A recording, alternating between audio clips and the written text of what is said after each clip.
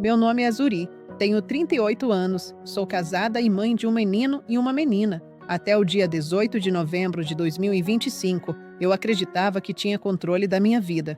Naquele dia, tudo mudou. Eu estava voltando de uma consulta médica com meu marido quando senti uma dor intensa no peito.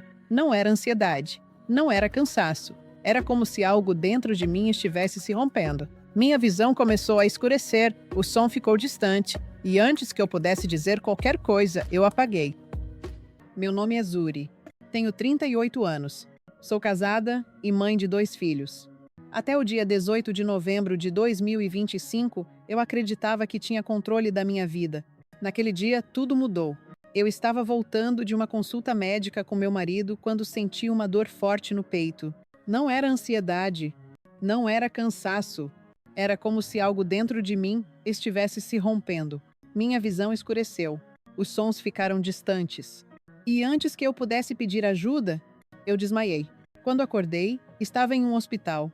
O som de máquinas preenchia o ambiente. Meu marido chorava ao lado da cama.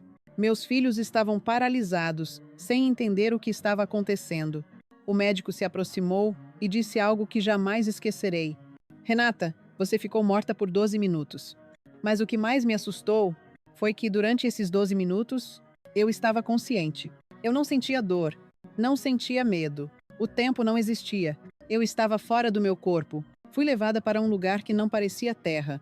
Não havia paredes. Não havia chão. Tudo era luz.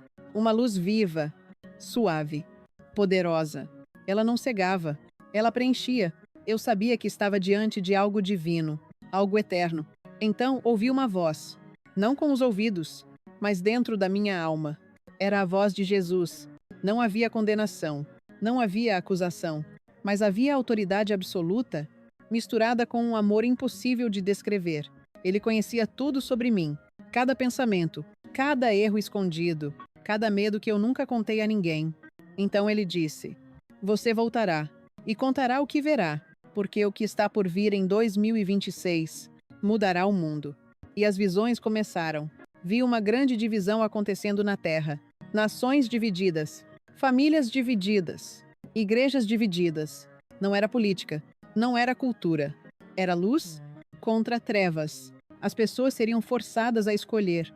Não haveria mais neutralidade. Depois vi a igreja sendo purificada, líderes famosos caindo, instituições enormes desmoronando. Tudo o que foi construído sobre vaidade, dinheiro e ego não resistiria. Mas, ao mesmo tempo, vi pequenos grupos surgindo. Pessoas simples, orando em casas, em silêncio, com corações sinceros. A verdadeira igreja não seria grande, seria pura. Então vi algo nos céus, algo se aproximando da terra. Não era cometa, não era tecnologia humana. Era luz, consciente e intencional. Ela se posicionou entre o Sol e o planeta. E por alguns minutos, o mundo inteiro parou. Alguns caíram de joelhos, outros começaram a chorar. Crianças receberam dons espirituais, doentes foram curados, mas muitos reagiram com raiva. Tentaram negar, explicar, ridicularizar. A luz separaria os que buscavam a verdade, dos que preferiam permanecer cegos. Depois vi a queda dos poderosos, governos abalados, corrupções antigas sendo reveladas, segredos vindo à tona, políticos algemados, bilionários perdendo tudo, líderes religiosos sendo expostos. Mas vi também novos líderes surgindo, com discursos bonitos e corações ainda mais sombrios. O engano tentaria se aproveitar do caos. Por fim, vi algo extraordinário. Um avivamento global. Milhões se convertendo ao mesmo tempo, viciados sendo libertos instantaneamente, famílias restauradas, ódio dando lugar ao perdão. Não era religião, era transformação real. Mas junto com isso, a separação final. Jesus então me disse: Este é o último chamado. A janela da graça está se fechando. Não haverá mais meio termo. Quem escolher a luz, brilhará. Quem rejeitar, afundará ainda mais nas trevas. Quando acordei no hospital, eu não era mais a mesma. O medo havia desaparecido. A dúvida morreu. Eu voltei com uma missão. Não para assustar, mas para alertar. O mundo vai mudar. E cada coração terá que decidir. A pergunta não é se isso vai acontecer, mas de que lado você estará quando acontecer. Porque depois que eu voltei, eu entendi algo que antes eu nunca tinha percebido. A maioria das pessoas acredita em Deus, mas vive como se tivesse todo o tempo do mundo. Achamos que sempre haverá amanhã, mais uma chance, mais um sinal, mais uma oportunidade de mudar. Mas o que eu vi me mostrou que o tempo não é infinito. Quando voltei ao meu corpo, ainda no hospital, eu não conseguia dormir. Toda vez que fechava os olhos, as cenas voltavam.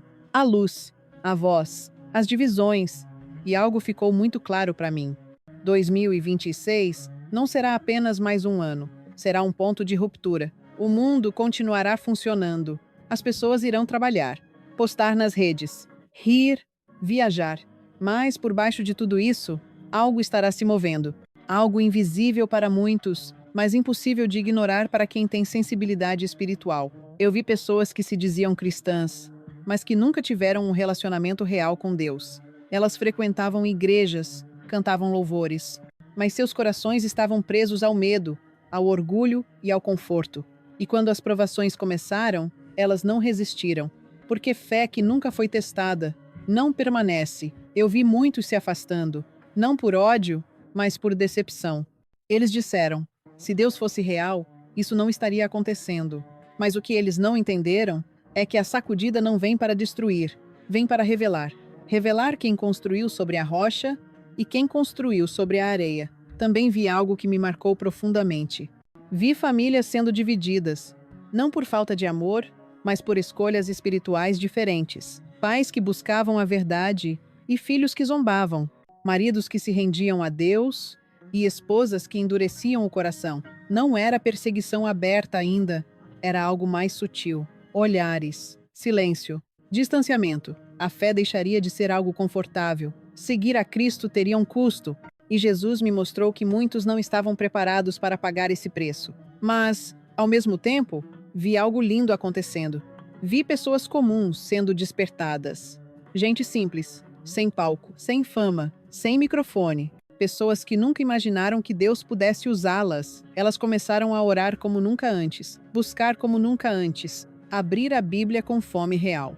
E quanto mais o mundo escurecia, mais essas pessoas brilhavam, não com discursos, mas com atitudes. Onde havia ódio, elas levavam perdão. Onde havia medo, elas levavam paz. Onde havia caos, elas levavam esperança. Jesus me fez entender algo muito importante. O maior avivamento não começará em igrejas lotadas, mas em corações quebrantados. Não será barulhento no início, não chamará a atenção da mídia, mas será profundo. E então vi algo que quase ninguém fala.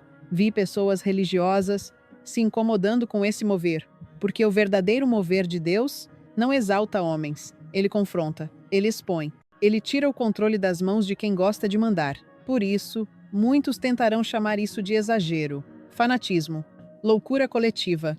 Mas no fundo, eles sentirão medo. Medo de perder o lugar, o status, a influência. E Jesus me disse: muitos resistirão à verdade, não porque não a reconhecem, mas porque ela exige mudança. Eu também vi jovens, uma geração que cresceu cansada, vazia, ansiosa. Eles não querem mais discursos vazios, não querem religião mecânica, eles querem verdade. E quando encontrarem, se entregarão por completo. Vi jovens largando vícios, largando a busca por aprovação, largando a necessidade de pertencer. Eles pertencerão a algo maior. Vi missionários surgindo onde ninguém esperava. Vi pessoas que nunca entrariam em um púlpito, mudando vidas com uma conversa simples. Porque o poder não estará na posição, mas na presença. E algo muito sério também me foi mostrado. Nem todos que falam Senhor, Senhor, estarão preparados. Eu vi pessoas que sabiam falar de Deus, mas não sabiam obedecer. Sabiam citar versículos, mas não sabiam amar. E quando a pressão aumentou, essas máscaras caíram. Jesus me mostrou que o maior engano dos últimos tempos não será negar Deus, mas substituí-lo.